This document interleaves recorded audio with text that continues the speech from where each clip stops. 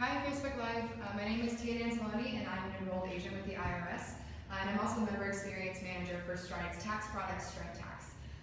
Thank you for joining us today. I think we're going to wait just 1 minute so that a couple more people can join the broadcast, and then we'll get started with talking about some tax reform changes that we want you to know about.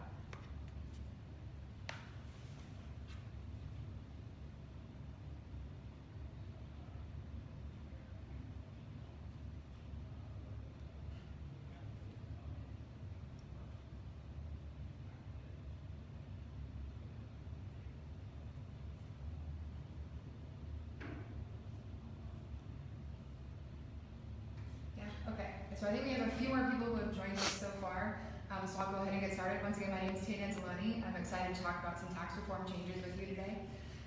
So for background, the Tax Cuts and Jobs Act, the TCJA, is the biggest tax reform that we've seen in about 30 years.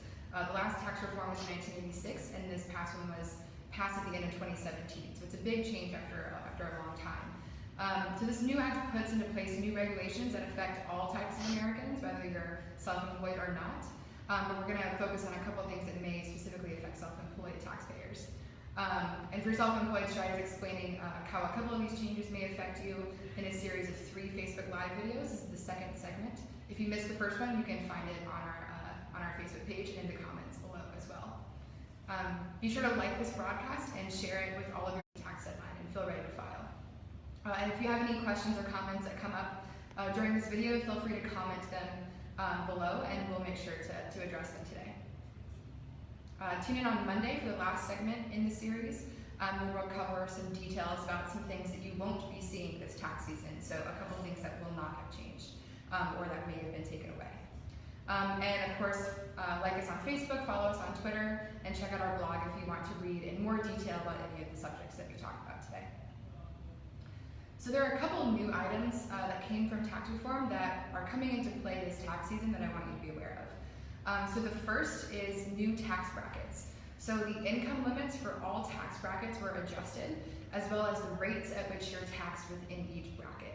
So what that means is most people will be taxed at a lower rate than they're used to because the income limits for the tax brackets are broader and the rates are slightly lower.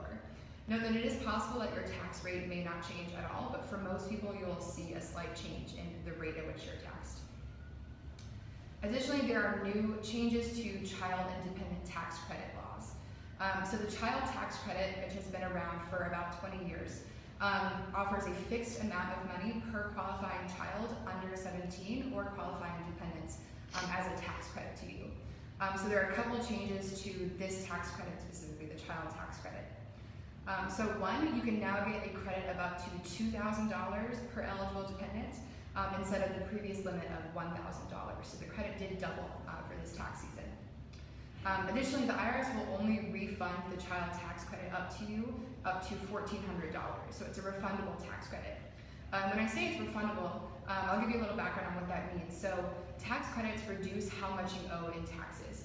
So if a tax credit is refundable, that means that if it reduces your owed tax below $0, then you get the remaining tax credit back in the form of a refund. So for example, if you owe $600 in taxes and you qualify for a refundable tax credit of $1,000, then your credit would reduce your owed tax of $600 down to 0, and then the remaining $400 you get back in the form of a refund. So the child tax credit is refundable, but the maximum amount that you can get refunded to you after it reduces your tax liability to 0 is $1,400. Taxpayers also can only qualify for the child tax credit if their income is at least $2,500, which is lower than the previous limit of $3,000. So you have to make at least $2,500 in order to qualify for the tax credit. It also phases out at a higher income than it used to. So the credit starts to decrease after your income reaches a certain maximum. So that limit is $200,000 instead of the original $75,000 for single filers only. I know that's a lot of numbers, but what that basically means is it'll start becoming smaller at a higher income, so more people qualify for the full credit than they used to. There's also a new type of dependent credit called the other dependent credit, which gives you $500 for any dependents that do not qualify you for the child tax credit. So usually what that will mean is it'll qualify you for a tax credit for adult dependents or qualifying children that are over 17 years old. Another big change is there's a new Form 1040. So a couple changes have gone into that form. For background, the Form 1040 is what every American uses to file their taxes. It's where you list a description of your income and your deductions, and it helps you find how much you owe in taxes. So that form has changed in a couple of different ways. It's a bit shorter because it no longer includes the items that the TCJA eliminated. So any deductions that were eliminated won't be listed on this new form. And you may also have to fill out additional forms to report things like non-wage income.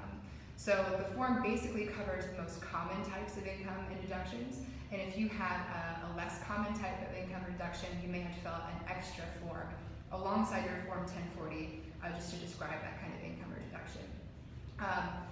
That might sound like it's going to be more work for you, but realistically, if you use an online filing software or a tax preparer, this will all be done for you. You won't have to physically fill out extra forms unless you're filing your tax return by hand. So if you use H&R Block to file online or you use a CPA, you won't see any kind of changes here. Thanks so much for joining us for the second video in our series on tax reform for self-employed workers. Be sure to join us on Monday for the last segment in this series, and you'll be well prepared for tax season, I'm sure. And if you're looking for more tips and guidance and a recording of this Facebook Live, then be sure to follow us on Twitter and check out our blog for extra info on any of the subjects that we've covered today. And if you have questions, you can find more information in the comment section below. Thank you.